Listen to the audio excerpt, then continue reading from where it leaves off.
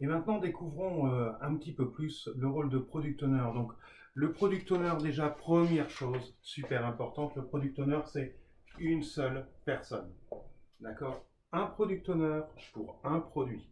On peut avoir un product owner pour un produit et pour plusieurs équipes de réalisation si notre équipe si notre produit est suffisamment gros et nécessite plusieurs équipes. Donc, notre product owner, il est unique et il est responsable avant tout de porter la vision du produit. D'accord? C'est lui qui donne le cap, qui dit voici où est-ce qu'on veut aller et on va y aller tous ensemble. Ça va être super, vous allez voir. Et pour ça, il a un outil super efficace, c'est le Product Backlog. Le Product Backlog, c'est là où notre Product Owner va renseigner toutes les histoires utilisateurs qu'il va pouvoir prioriser régulièrement de manière à optimiser l'effort de réalisation de notre équipe. Hop, optimise l'effort de réalisation de l'équipe. Pour ça, pour optimiser l'effort, il va clarifier les éléments contenus dans ce product backlog et il va faire ça, il va travailler en toute transparence avec l'ensemble des acteurs de manière à récupérer un maximum de feedback. Ces acteurs, d'ailleurs, on va les solliciter régulièrement. Il va avoir des questions à leur poser. Ils vont poser des questions au product owner. Et donc, on va discuter tous ensemble. Et ces éléments-là, bien sûr, on va en discuter aussi auprès de l'équipe de réalisation de manière à s'assurer que l'on est bien en train de faire la bonne chose, le bon produit et qu'on le fait bien.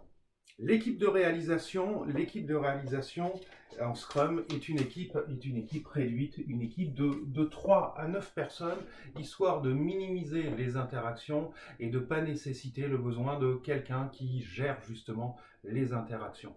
Plus on est nombreux, plus on a d'interactions, plus on va rajouter de la complexité dans la gestion du projet. Notre équipe, du coup, comme elle est réduite, c'est une équipe qui est auto-organisée.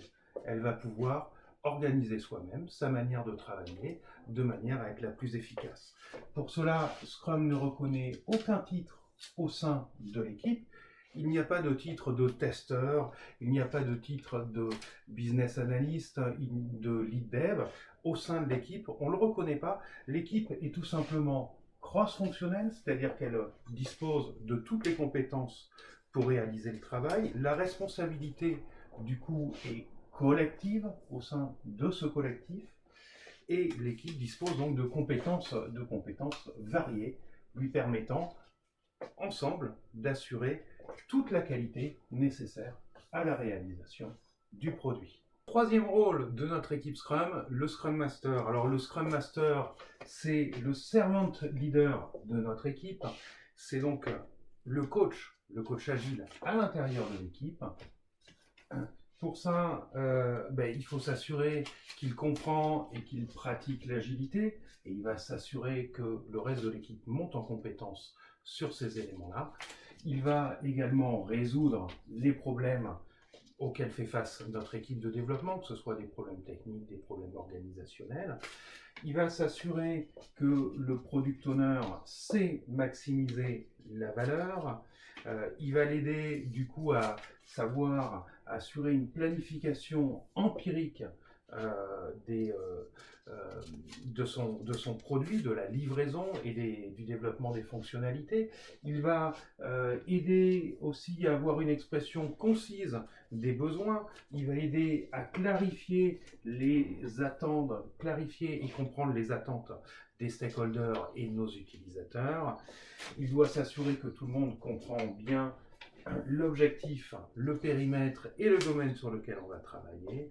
Et il va apporter également au product owner des techniques de gestion de notre product backlog et il va aussi faciliter les cérémonies agiles. Tout ça, c'est le service que va apporter le Scrum Master à l'équipe de réalisation et au product owner. En attendant, le Scrum Master est aussi au service de l'organisation. Il va donc aider les parties prenantes à travailler avec une équipe Scrum. Il va aider l'organisation également à se transformer, à passer à l'agilité. Il va prendre du leadership et il va coacher l'organisation dans son adoption de Scrum et il va collaborer avec les Scrum Masters du reste de l'organisation pour améliorer l'efficacité et l'adoption de Scrum dans l'entreprise. Voilà, j'espère que ces 3 rôles Scrum vous ont séduit. Maintenant, nous allons les retrouver un peu plus en situation au travers des cérémonies, au travers des livrables sur lesquels ils vont pouvoir travailler, collaborer pour livrer un maximum de valeur en un minimum de temps avec un produit bien fait, robuste, maintenable, exploitable, monitorable, tout ce qu'il faut pour rendre une entreprise heureuse. Donc après les 3 rôles de notre équipe Scrum, je vous propose de découvrir maintenant les 4 cérémonies que l'on retrouve dans la méthodo. Dans ces 4 cérémonies, nous allons commencer par planifier les choses, ensuite resynchroniser notre travail tout au long, et puis à la fin, partager nos résultats, trouver nos voies d'amélioration. Et donc cela passe par les 4 cérémonies agiles en Scrum. Le premier, c'est le Sprint Planning Meeting. Le Sprint Planning Meeting où notre équipe de réalisation va discuter des histoires, discuter de ce que le Product Owner a en tête et s'assurer qu'on a bien compris ce qu'il fallait faire. Et du coup, on va estimer aussi l'effort de réalisation pour prendre le juste nécessaire en termes d'histoire. Donc, le but, c'est bien de comprendre ce qu'il y a à faire. Finalement, dans ce travail-là, on va peut-être avoir à affiner, clarifier, comme on le disait tout à l'heure, les histoires que l'on a proposées dans ce sprint. On va aussi travailler à organiser le travail de manière à préparer notre plan de réalisation.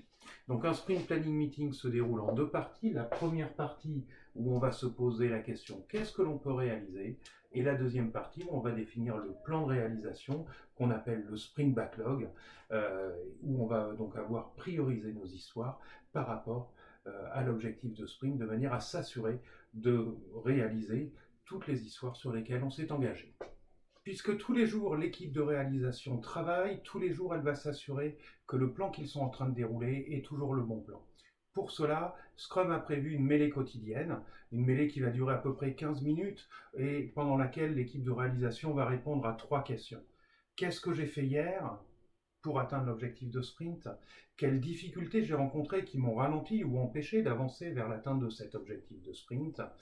Et qu'est-ce que je vais faire aujourd'hui pour atteindre cet objectif de sprint? Donc on est toujours bien focus sur notre objectif de sprint et vous l'aurez compris au travers de ces 3 questions, le but n'est pas d'y répondre de manière scolaire, mais l'objectif est bien de synchroniser l'effort de l'équipe de réalisation afin de produire un maximum de valeur, de synchroniser le travail au sein de l'équipe, d'ajuster le plan si finalement il s'avère inopportun ou qu'on peut faire mieux, et du coup de partager aussi les difficultés de manière à les résoudre le plus rapidement possible.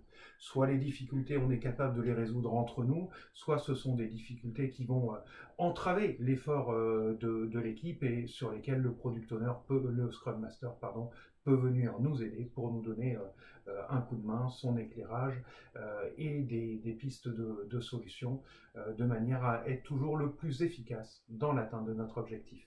À la fin de notre sprint, notre équipe a terminé toutes les histoires qu'elle avait engagées pendant ce sprint et du coup également atteint l'objectif de sprint. C'est donc le bon moment pour présenter nos travaux aux stakeholders, les fameuses parties prenantes, ceux qui sont concernés par le produit, qui vont l'utiliser, et l'objectif va être du coup d'améliorer le produit, de récupérer leur feedback, leurs sentiments, et de récupérer donc toutes les petites informations qui peuvent nous servir pour faire la prochaine fois un meilleur produit mieux fait. L'objectif, améliorer le produit. Pour cela, on va faire cette emblématique démo où on va pouvoir montrer notre produit aux utilisateurs et récupérer sur la base de quelque chose qui fonctionne, qui marche, que l'on peut livrer en production si nécessaire, leur dire voilà, est-ce que ça c'était la bonne chose? Est-ce qu'on peut faire mieux? Qu'est-ce qui manque pour que ça soit super génial? Dernière cérémonie, la rétrospective. Lors de la rétrospective, l'enjeu est toujours un enjeu d'amélioration, mais cette fois-ci, non pas de l'équipe, non pas du produit, mais bien de l'équipe elle-même, savoir comment on peut faire la prochaine fois pour mieux travailler ensemble être plus efficace? Est-ce qu'il y a des problèmes qui sont liés à l'organisation sur lesquels le Scrum Master ou le Product Owner pourrait nous aider? Est-ce qu'on a des difficultés dans notre manière de collaborer, des difficultés sur la qualité? Est-ce qu'il y a des histoires que l'on n'a pas livrées ou sur lesquelles on s'est fait quelques frayeurs et on voudrait bien se prémunir la prochaine fois de tels effets indésirables et maîtriser un petit peu mieux notre chaîne de fabrication? Tout cela se joue dans la rétrospective, c'est le point d'amélioration continue des pratiques de l'équipe, c'est animé principalement par le Scrum Master, c'est la réunion dont il est réellement responsable en termes de garant de l'agilité, de l'amélioration continue de nos pratiques. Afin de garder un maximum d'efficacité, les cérémonies Scrum sont time-boxées, c'est-à-dire qu'elles ont une durée limite de temps, un temps maximum à accorder. Si on n'arrive pas à tenir l'objectif de la réunion, c'est pas grave, on arrête, on continuera le travail plus tard, c'est probablement qu'on n'était pas prêt. Pour cela, Scrum nous préconise une durée de 8 heures maximum pour un sprint planning meeting, avec les 2 réunions comprises, tout cela pour un sprint de 4 semaines maximum. La mêlée quotidienne, elle, dure 15 minutes maximum, afin d'être vraiment centré sur les interactions et de maximiser la valeur. Si on a un sujet qui commence à s'éterniser, c'est peut-être pas le bon endroit pour discuter du sujet, et on prend juste rendez-vous pour résoudre le problème ailleurs. La revue de sprint, on va avoir pas mal d'échanges à faire avec les parties prenantes, des éléments de contexte. Il faut prendre son temps pour bien faire ce travail.